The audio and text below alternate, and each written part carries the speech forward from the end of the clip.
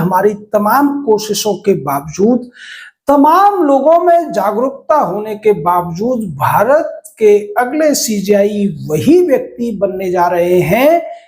जो कि विवादों में हैं, जिनके ऊपर भ्रष्टाचार के, टैक्स चोरी के आरोप पेंडिंग पड़े हुए हैं। लेकिन अब उनके सीजेआई बनने की जो प्रक्रिया है ऑफिशियली शुरू हो चुकी है। भारत में सीजेआई बनने की प्रक्रिया जो तत्कालीन सीजेआई होते हैं उनके रिटायर होने से 1 महीने पहले शुरू हो जाती है। वो अपने उत्तराधिकारी का नाम, जो कि सीनियर मोस्ट होना चाहिए, योग्यतम होना चाहिए, उसकी सिफारिश केंद्र सरकार को कर देते हैं और उसके बाद केंद्र सरकार इस पर नोटिफिकेशन जारी करती है। कॉलेजियम की सारी कार्यवाही स्थगित हो जाती है जब तक कि अगला सीजेआई न बन जाए, और इस तरीके से जो तत्कालीन सीजेआई होते हैं उनके अधिकार भी सीमित हो जाते हैं इस प्रक्रिया के शुरू होते ही। अब उनके नाम को आगे बढ़ा दिया गया है और इसके साथ ही वो सवाल अब लोगों के जहन में फिर से आ गया है कि इतने सवाल उठे, पिछले 6-7 महीने से सवाल उठ रहे थे और ऐसा नहीं था कि हम जैसे कुछ राष्ट्रवादी ही इस पर सवाल उठा रहे थे, बल्कि जो इकोसिस्टम का गैंग है उसमें से भी लोग सवाल उठा रहे थे। और पुराने जो लेटर इनके खिलाफ थे, जस्टिस A.K. गोयल जो सुप्रीम कोर्ट के जज रहे हैं उनका लेटर हो, या जो दूसरी शिकायतें थी जिसमें 8 लोगों को रिश्वत लेकर जमानत देने का मामला था, या फिर 6-7 प्रॉपर्टियों में कम कीमत दिखाकर टैक्स चोरी करने का मामला था, वो सारी चीजें दबकर रह गई और अब वही होने जा रहा है जो कॉलेजियम चाहता था या कॉलेजियम चाहता है। यानी इस देश की ये विडंबना है कि हम अपने आप को विश्व गुरु भी कहते हैं, अपने आप को हम दुनिया का सबसे बड़ा लोकतंत्र भी कहते हैं, लेकिन ये जो लोकतंत्र है वो कॉलेजियम नाम के एक कुलीन तंत्र या कुनवा तंत्र के हाथों में कितना मजबूर है ये इस बात से समझा जा सकता है। ऐसा भी नहीं है कि भारत के पहले आरोपों से घिरे हुए सीजेआई बनने जा रहे हैं जस्टिस सूर्यकांत। इससे पहले पिछले 10-12 साल की अगर मैं बात करूं तो 2 ऐसे सीजेआई रहे हैं जिनके ऊपर आरोप उनके सीजेआई बनने से पहले ही खुलकर सामने आ गए थे। इनमें से एक थे जस्टिस दीपक मिश्रा और दूसरे थे जस्टिस JS खेर। और भी तमाम लोग हैं लेकिन इनका नाम बहुत ज्यादा उल्लेखनीय है क्योंकि इनके ऊपर रिश्वत लेने या केस का निर्णय देने में आर्थिक फायदा उठाने के आरोप लगे थे। जस्टिस केयर के ऊपर तो यह भी आरोप था कि अरुणाचल प्रदेश के मुख्यमंत्री रहे कलिको पुल ने जब आत्महत्या की थी तो उन्होंने अपने सुसाइड नोट पर उन पर करोड़ों रुपए की रिश्वत मांगने का आरोप लगाया था, जिससे पीड़ित होकर उन्होंने आत्महत्या की थी। यह मामला दबा दिया गया। जस्टिस दीपक मिश्रा के जो चाचा जी थे वो भारत के मुख्य न्यायाधीश रहे थे और खेर साहब वो चेलापंथी की परंपरा से आते थे, उसी तरीके से जैसे कि जस्टिस सूर्यकांत आते हैं। हालांकि इनके पिताजी तो एक स्कूल मास्टर थे, लेकिन इनके जो गुरु या संरक्षक रहे हैं वो भारत के सीजेआई थे और उन्हीं की कृपा से सरकार के विरोध के बावजूद, सरकार के अड़ंगे के बावजूद, सुप्रीम कोर्ट के जजों के विरोध के बावजूद इन्हें न केवल Punjab and Haryana high court से हिमाचल प्रदेश हाई कोर्ट का चीफ जस्टिस बनाया गया, बल्कि सरकार के ऑब्जेक्शन के बावजूद इन्हें 1 साल के भीतर ही सुप्रीम कोर्ट में भी प्रमोट कर दिया गया, जबकि इनसे 11 जज सीनियरिटी लिस्ट में वेटिंग में थे। और ये जो वेटिंग सीनियरिटी वाला सिस्टम है, अभी कम से कम 3 ऐसे सीजेआई बनने की लिस्ट में हैं जिनके जो सीनियर थे जो हाई कोर्ट की ऑल इंडिया लेवल पर एक कम्युलेटिव लिस्ट होती है जिसमें सीनियरिटी का पता चलता है कि कौन सा जज किससे सीनियर है। उस लिस्ट में जस्टिस सूर्यकांत से 11 जज सीनियर थे। पहली जो भारत की महिला मुख्य न्यायाधीश बनेंगी जस्टिस बीवी नागरत्ना, उनसे 29 जज सीनियर थे, जिनमें से 5 जज अभी भी सुप्रीम कोर्ट में जज के तौर पर हैं और इस नियम के हिसाब से अब वो उनसे जूनियर है, जबकि सुप्रीम कोर्ट और हाई कोर्ट के जजों में सीनियरिटी जूनियरिटी जैसा कुछ नहीं होता, सभी जज बराबर होते हैं ये कहा जाता है। वास्तविकता ये है कि कॉलेजियम और सीजेआई जो होते हैं अपना दबदबा दूसरे जजों पर चलाते ही चलाते हैं। ये कॉलेजियम भी फिक्स किया जाता है, जैसे सीजेआई को शपथ दिलाने के समय के साथ ही फिक्स कर दिया जाता है, उसी तरीके से उनके कॉलेजियम में कौन कौन लोग शामिल रहेंगे ये भी लगभग पहले ही तय कर दिया जाता है। जस्टिस जेबी पारदीवाला, जब इन्हें सुप्रीम कोर्ट में प्रमोट किया गया था तो 49 जज इनसे ज्यादा सीनियर थे, जिन्हें बाईपास करके इन्हें सुप्रीम कोर्ट ले आया गया। उनमें से बहुत से जज तो सुप्रीम कोर्ट में सीनियर होते हुए भी रिटायर हो गए हैं और अभी 12 जज यानी 1 दर्जन जज अभी भी ऐसे हैं जो पारदीवाला से सीनियर हैं, लेकिन सुप्रीम कोर्ट की सीनियरिटी लिस्ट में वो इनसे पीछे हैं। यानी कि उस लिस्ट में जो आखिरी जज के तौर पर जिन्होंने शपथ ली है आलोक आराधे जी, वो भी पारदीवाला से सीनियर हैं हाई कोर्ट के हिसाब से, लेकिन सुप्रीम कोर्ट की लिस्ट में वो सबसे जूनियर है। ये कैसी विडंबना है, ये कैसा न्याय है जिसे आप न्याय तो कह ही नहीं सकते। क्योंकि अगर आईएएस पीसीएस का जो प्रमोशन होता है, इवन जो जुडिशियल ऑफिसर्स का जो प्रमोशन होता है, उसमें भी इस बात का ध्यान रखा जाता है कि किसी दूसरे व्यक्ति की सीनियरिटी को बाईपास न किया जाए, और अगर ऐसा होता है तो कोर्ट में केस आता है, यानी हाई कोर्ट और सुप्रीम कोर्ट में केस आता है। इसके अलावा अगर किसी व्यक्ति पर कोई विवादित आरोप है तो उस व्यक्ति को तब तक कोई बड़ा पद नहीं दिया जाता, ये वो व्यक्ति नैतिकता के तकाजे के चलते ऐसा नहीं करता है, दबाव के चलते ऐसा नहीं करता है, लेकिन सुप्रीम कोर्ट के मामले में, हाई कोर्ट के मामले में ऐसा नहीं होता है। राजनीति जिसमें वंशवाद सबसे ज्यादा चलता है, वहां भी नैतिक दबाव के आगे नेताओं को झुकना पड़ता है, चाहे उनके साथ में पूरे सांसदों की फौज खड़ी हो, विधायकों की फौज क्यों ना खड़ी हो। 2 उदाहरण मैं आपको दे रहा हूं। सोनिया गांधी 2004 में भारत की प्रधानमंत्री बनने वाली थी, इसकी पूरी तैयारी हो चुकी थी, लेकिन एक नियम की वजह से, एक विवाद की वजह से तत्कालीन जो राष्ट्रपति थे एपीजे अब्दुल कलाम, उन्होंने इनको मना कर दिया था कि आपको भारत के प्रधानमंत्री के तौर पर शपथ नहीं दिलाई जा सकती है। वजह यह थी कि इटली में एक कानून है कि कोई भी विदेशी मूल का व्यक्ति इटली का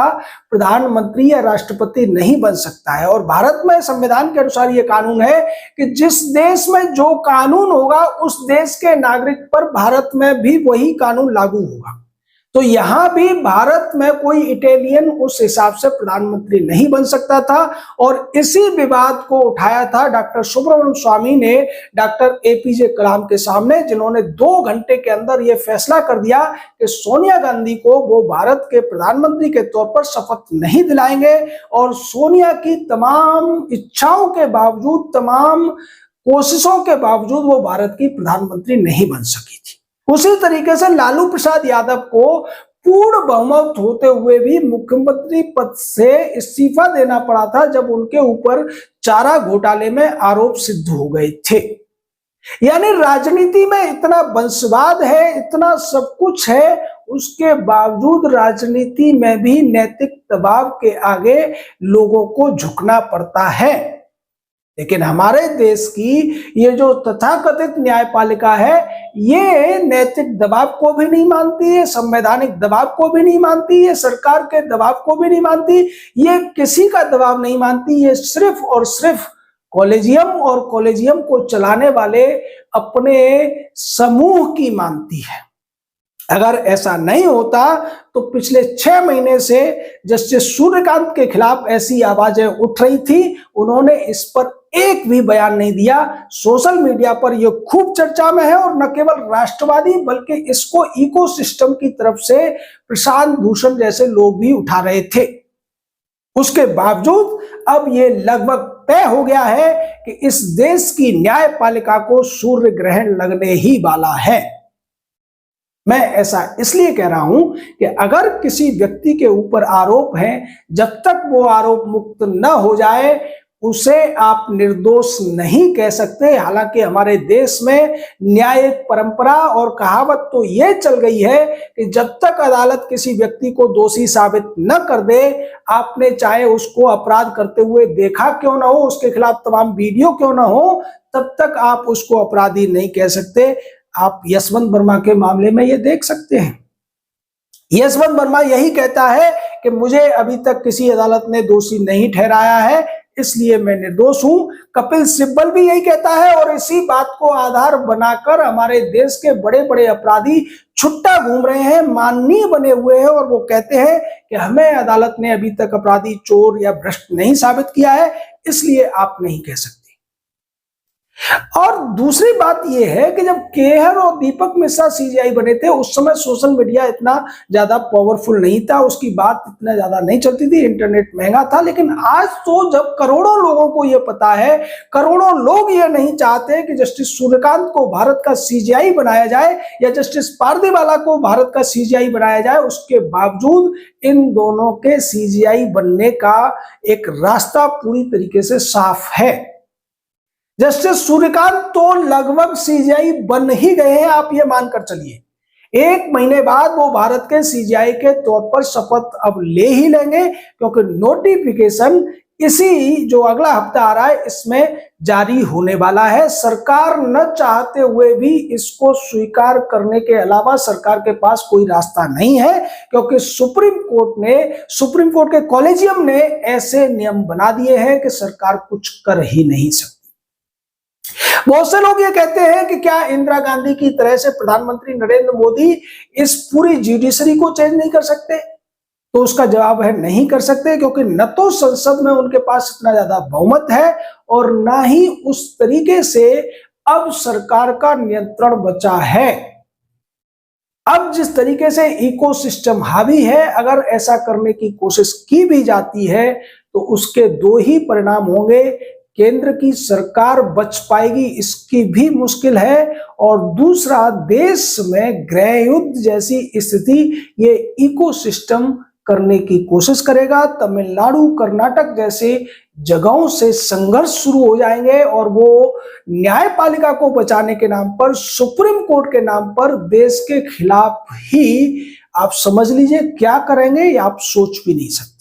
दूसरी बात यह है कि जिस इंदिरा गांधी को आप आयरन लेडी कहकर इस सब उसके फैसलों की आप एक तरीके से इनडायरेक्टली तारीफ करने की कोशिश कर रहे हैं, ये उसी के द्वारा बोई गई विषबेल है।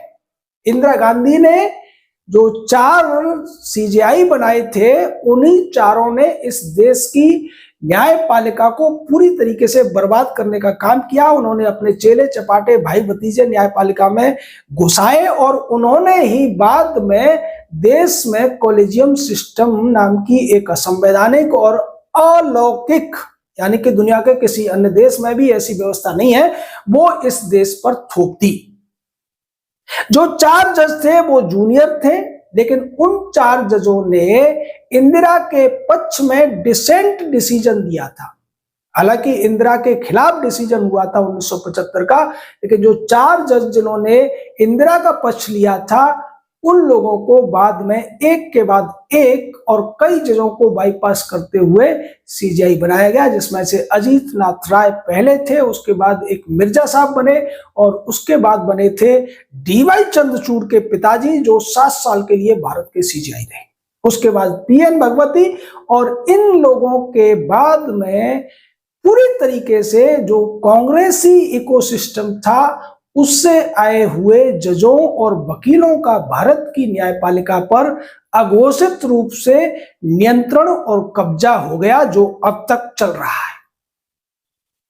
सवाल यह है कि क्या इस देश में जो हाई कोर्ट की सीनियरिटी लिस्ट है उसको सुप्रीम कोर्ट पहले खारिज कर देता है, बाद में सीनियरिटी को ही आधार बनाकर विवादित लोगों को, ऐसे लोगों को जिनके खिलाफ आरोप चल रहे हैं, जिनके ऊपर तमाम विवाद हैं, और ऐसा नहीं है वो विवाद केवल जनता में है। सुप्रीम कोर्ट भी जस्टिस पारदीवाला के मामले में तो कम से कम 5 उनके फैसलों पर सुप्रीम कोर्ट को शर्मिंदा होना पड़ा है, अपनी किरकिरी करानी पड़ी है। और राष्ट्रपति का अभी जो फिलहाल लेटेस्ट रेफरेंस है वो भी पारदीवाला के ही फैसले की वजह से है, जिसमें उन्होंने भारतीय संविधान के आर्टिकल 200 और 201 की मनमानी व्याख्या करके राष्ट्रपति राज्यपाल के अधिकारों को कम करने की कोशिश की और विधानसभा द्वारा पारित किए हुए विधेयकों को डीम टू बी असेंट कहने की कोशिश कर दी। इसका एक ही उपाय है, जनता को जागरूक होना पड़ेगा, अपना आक्रोश व्यक्त करना पड़ेगा। शालीन भाषा में हमें इस देश की न्यायपालिका को यह बताना पड़ेगा कि हम इस मनमानी को लगातार नहीं सहेंगे। हमने इसको बहुत कोशिश की, लेकिन इस बार तो हम स्वीकार करते हैं कि जस्टिस सूर्यकांत को हम सीजेआई बनने से नहीं रोक सकते, न रोक पाए।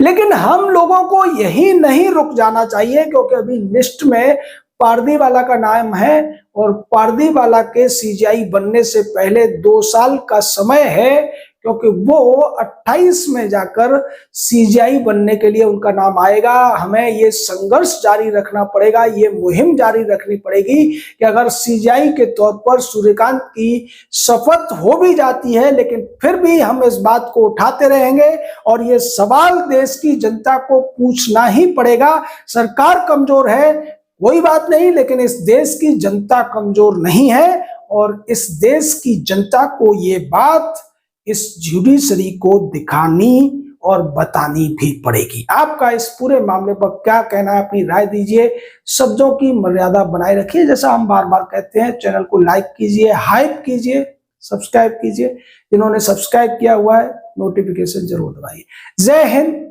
जय भारत।